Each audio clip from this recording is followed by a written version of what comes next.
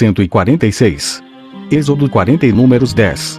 Durante todo o tempo em que a nuvem de que falamos cobria o tabernáculo, o que denotava a presença de Deus, o exército permanecia no mesmo lugar.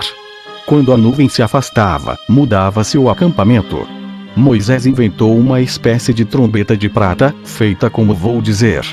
Tinha o comprimento de quase um côvado, e o tubo era mais ou menos como uma flauta. Não tinha aberturas, a não ser a que era necessária para a boca. A extremidade era semelhante à de uma trombeta comum. Os hebreus chamam-na azofra. Moisés mandou fazer 2 delas, uma das quais servia para reunir o povo, e a outra, para reunir todos os chefes quando era necessário tomar alguma deliberação sobre a república. Quando se tocavam as 2 ao mesmo tempo, todos, geralmente, se reuniam. 147. Quando o tabernáculo mudava de lugar, era a seguinte a ordem que se observava. Ao primeiro som de trombeta, as 3 tribos que estavam do lado do oriente levantavam o acampamento. Ao segundo som, as 3 tribos que estavam do lado sul faziam o mesmo. Desarmavam em seguida o tabernáculo, que devia ser colocado entre essas 6 tribos, que marchavam atrás. Os levitas ficavam em redor do tabernáculo. Ao terceiro som de trombeta, as 3 tribos que estavam do lado do ocidente também marchavam.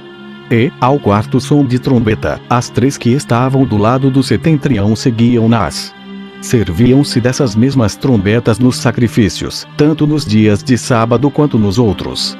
E assim, solenizou-se então, por meio de sacrifícios e oblações, a primeira Páscoa celebrada por nossos pais depois que saíram do Egito.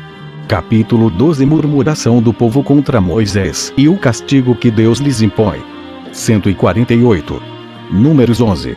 O exército havia levantado acampamento perto do Monte Sinai. Tendo marchado durante alguns dias, chegaram a um lugar chamado Zeremote. Ali começaram novamente a murmurar e a lançar sobre Moisés a culpa de todos os seus males, dizendo que fora por sua insistência que haviam abandonado um dos melhores países do mundo, que, em lugar da felicidade que os fizera esperar, viviam oprimidos por toda espécie de misérias, que não tinham água, e que, se o maná lhes viesse a faltar, a morte lhes seria inevitável.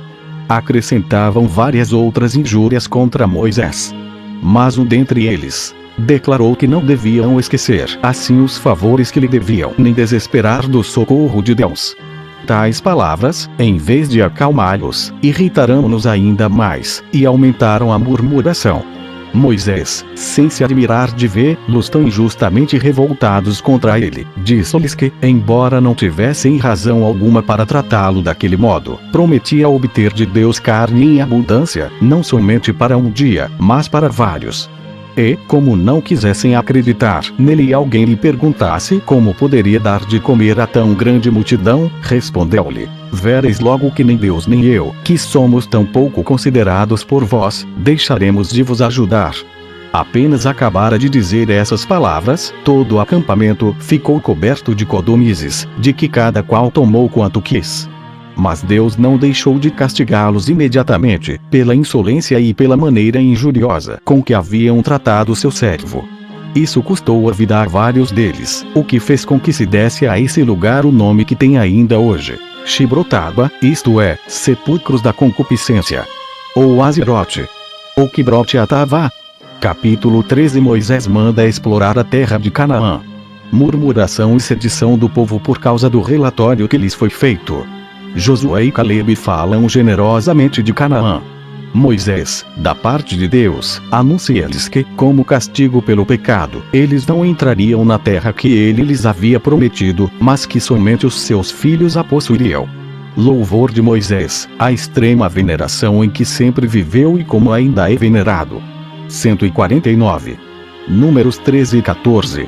Moisés levou em seguida o exército para as fronteiras dos cananeus, a um lugar chamado Para, onde é difícil morar, e ali falou a todo o povo, desta maneira: Deus, pela sua extrema bondade para convosco, prometeu-vos a liberdade, terra abundante e toda espécie de bens.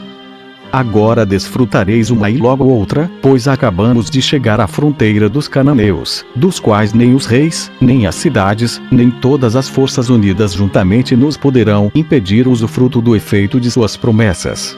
Preparai-vos, portanto, para combater generosamente, pois não será sem luta que vos abandonarão esse rico país. Mas nós o possuiremos contra a vontade deles, depois de os termos vencido. Precisamos começar por mandar alguém verificar a fertilidade da terra e a força dos que nela habitam. E necessitamos, principalmente, nos unirmos todos, mais do que nunca, e prestarmos a Deus a honra que lhe devemos, a fim de que Ele seja o nosso protetor e o nosso auxílio. O povo enalteceu bastante essas propostas, e escolheu 12 dos mais importantes entre eles, um de cada tribo, para ir explorar o país dos cananeus, a começar do lado que limita com o Egito, continuando até a cidade de Amate, o Monte Líbano.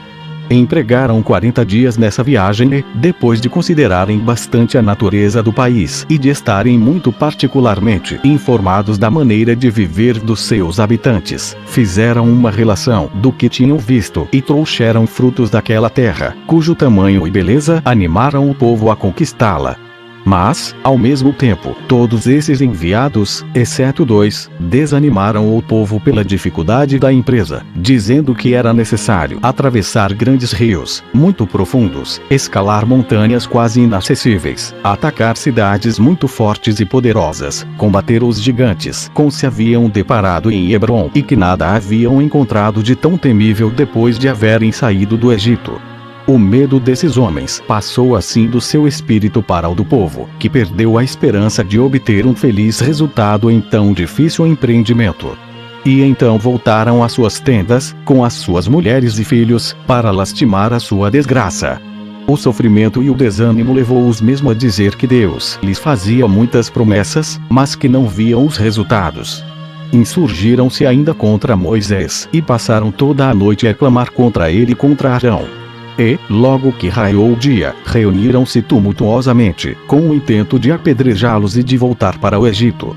Josué, filho de Nun, da tribo de Efraim, e Calebe, da tribo de Judá, que eram 2 dos 12 que haviam ido fazer o reconhecimento, vendo aquela desordem e temendo as consequências, disseram-lhes que não deviam perder a esperança, nem acusar a Deus de ser infiel às suas promessas e nem prestar fé aos vãos temores de que ouviram falar, representando as coisas muito diferentes do que eram na realidade, mas deviam acreditar na palavra deles e segui-los para a conquista daquela terra tão fértil, que se ofereciam para servir-lhes de guia naquela gloriosa empresa. Que não viam nisso tantas dificuldades como lhes haviam dito. As montanhas não eram tão altas, nem aqueles rios tão profundos que pudessem arrefecer nos homens a coragem, e que nada tinham a temer, pois Deus se manifestava em favor deles e queria combater por eles. Marchai, pois, sem temor, acrescentaram, na certeza de seu auxílio, e segui-nos para onde estamos prontos a vos levar. Enquanto esses 2 verdadeiros e generosos israelitas assim falavam, para procurar acalmar a multidão tão revoltada, Moisés e Arão, prostrados por terra, rogavam a Deus não que os livrasse do furor do povo, mas que tivesse piedade da loucura daquela gente e lhes acalmasse os espíritos, perturbados pelas necessidades presentes e por vãs apreensões para o futuro. A oração foi ouvida, e viu-se uma nuvem cobrir todo o tabernáculo, sinal de que Deus o enchia com a sua presença. Moisés, então, cheio de confiança, apresentou-se ao povo e disse-lhes que Deus estava resolvido a castigá-los, não tanto quanto eles o mereciam, mas do modo como o bom pai castiga os seus filhos. Pois, acrescentou, tendo entrado no tabernáculo para pedir-lhe com lágrimas que não vos exterminasse, ele me fez ver os benefícios com que já vos presenteou, bem como a vossa extrema ingratidão e a ofensa que lhe fazeis emprestar mais fé a falsas referências que às suas promessas. No entanto, garantiu-me que, por vos ter escolhido dentre todas as nações para serdes o seu povo, não vos destruirá inteiramente, mas, para castigo de vosso pecado, não possuireis a terra de Canaã, nem desfrutareis a doçura e a abundância de seus frutos, e andareis errantes durante 40 anos pelo deserto, sem ter casa nem cidades, o que não impedirá que ele dê a vossos filhos a posse do país e dos bens que vos prometeu e dos quais vos tornastes indignos por vossa murmuração e desobediência. Essas palavras encheram o povo de espanto e de profunda tristeza. Rogaram a Moisés que fosse o seu intercessor junto a Deus, para que ele se dignasse esquecer-lhes a falta e cumprisse as suas promessas. Ele respondeu-lhes que não deviam esperar que a sua soberana majestade se deixasse comover pelos seus rogos, porque não fora por transporte de cólera ou por leviandade, como os homens, mas por ato de justiça e de vontade deliberada que Deus havia pronunciado contra eles aquela sentença. 150. Ainda que pareça incrível que um só homem tenha podido acalmar num momento uma quase incontável multidão de homens, no mais forte de sua agitação e revolta, não há motivo para admiração, porque Deus, que sempre assistia Moisés, lhes havia preparado o coração para deixar-se persuadir por aquelas palavras, e porque já haviam experimentado muitas vezes, no meio de tanta infelicidade que os afligiu, castigos pela incredulidade e desobediência. Mas que maior sinal se pode desejar da eminente virtude desse admirável legislador e da maravilhosa autoridade que conquistou do que ver que não somente aqueles que viviam no seu tempo, mas toda a sua posteridade o tem em veneração? Tanto é que, ainda hoje, não se vê entre os hebreus quem não se julgue obrigado a observar com exatidão as suas ordens, ou que não o considere presente e prestes a castigar quem as infligir.